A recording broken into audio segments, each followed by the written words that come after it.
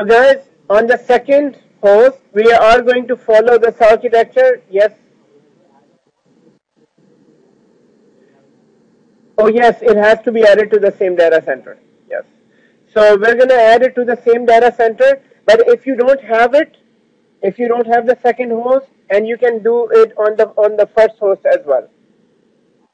But so if you want to do it on the first host, it's up to you. All you need to do is add five different switches. But if you can add the second host, it's better. Okay, so just do it on second host.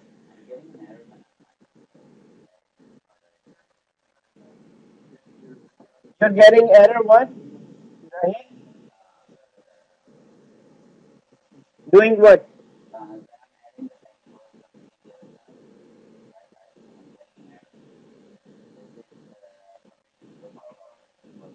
Yes. So this is lockdown mode. So you need to go directly to the host and just disable the lockdown mode. So here, so guys, let's first understand, I need 4 switches. I think you should be able to do it. So all 4 switches, once we go here, switches are added from here. And when you need to add port groups, this is added from properties, but switch is added from networking. So first of all, I'm going to add the second host to this. So now when you're adding the second host, make sure the host is up, it is pinging, and it is available, and then add it. So in my case, I've already made sure it was pinging. Now I'm going to add the second host through IP address.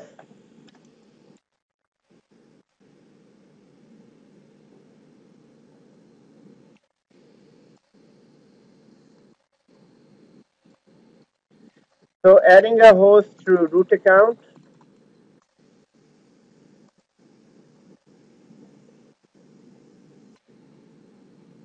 Okay, it gives me the same permission denied error.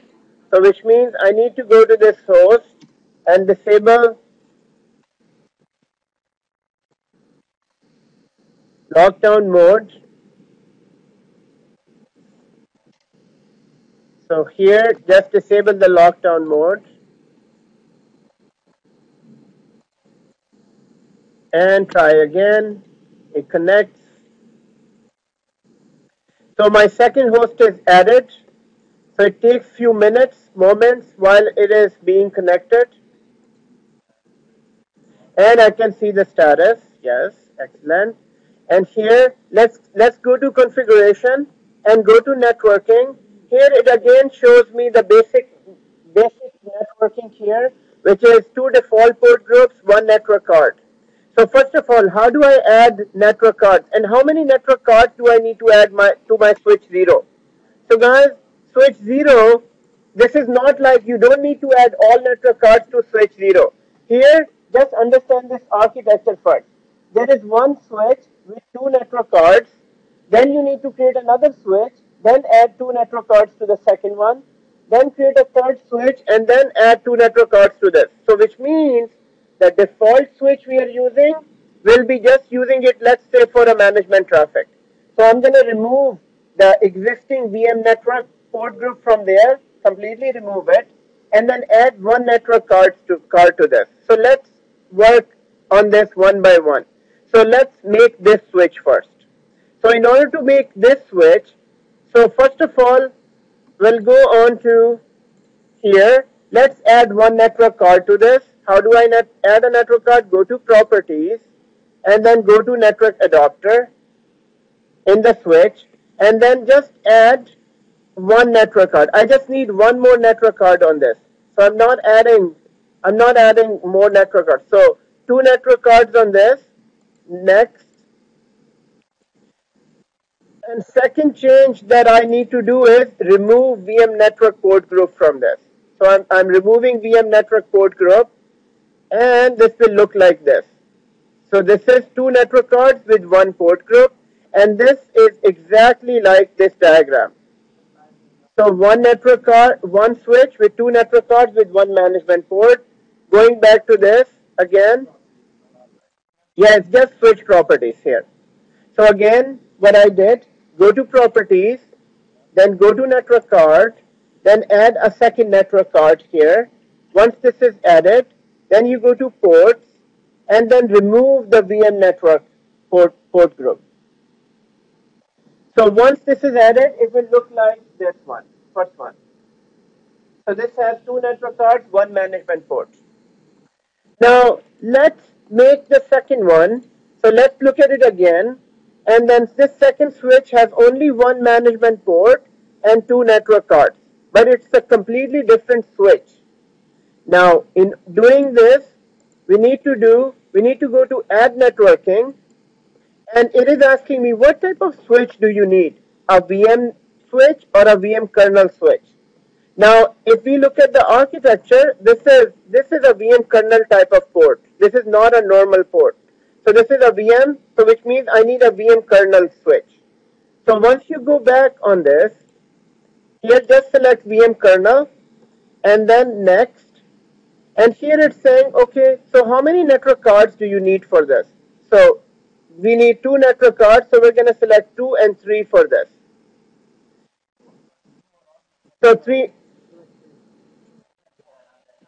it's fine, just have 2 network cards, guys. Just have 2 network cards for this switch. And then name it vMotion, because guys, here look at the diagram, the port name is vMotion port. So name it vMotion. Name it vMotion, and next, since it is a management port, it will ask for IP address.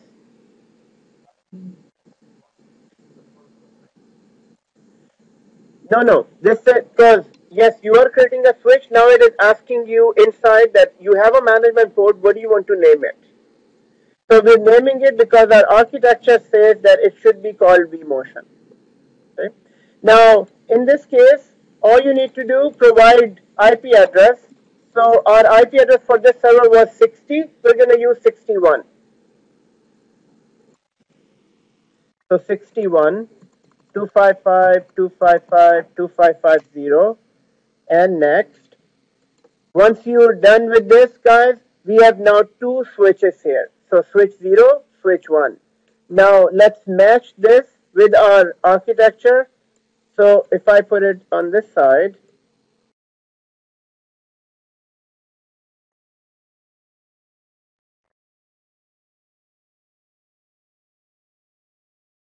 sorry, if there is no default gateway, yes, no need for this. So here, this is how it looks like. So I have now these 2 switches and these. Guys, why am I keep on looking at both of them? So that you can get into the same habit, just each step by step, just follow each and everything. I can make all of them in one shot, but for now, since you're new to this, just verify and verify, keep on doing it, yes.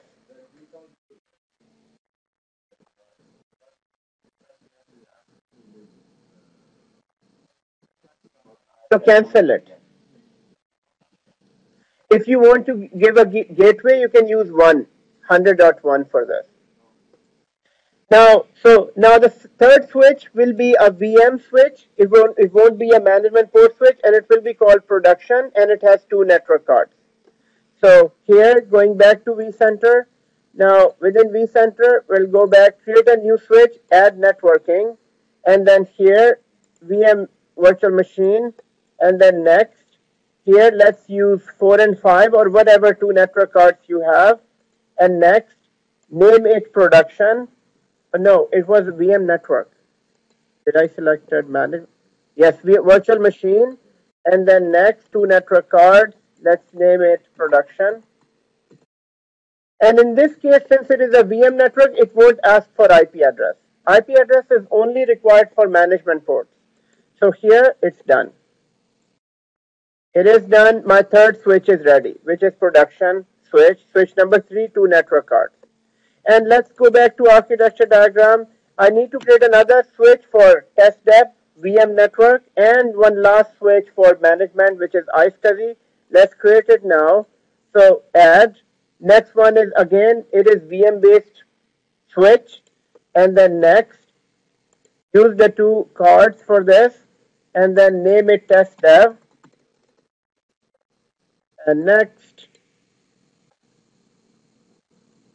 And so done. I'm going to add another network card, another switch actually. So that last switch is for this iSCSI switch. So this is iSCSI switch. So in this case, it is a management network. It is a VM kernel switch. And in this case, I'm going to use the last two cards, 8 and 9, and then name it iSCSI.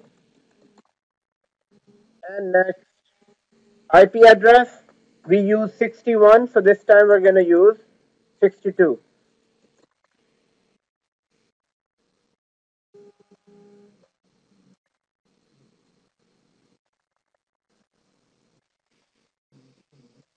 So if you don't have another card, just add one card. So don't, otherwise you'll have to wait for restart.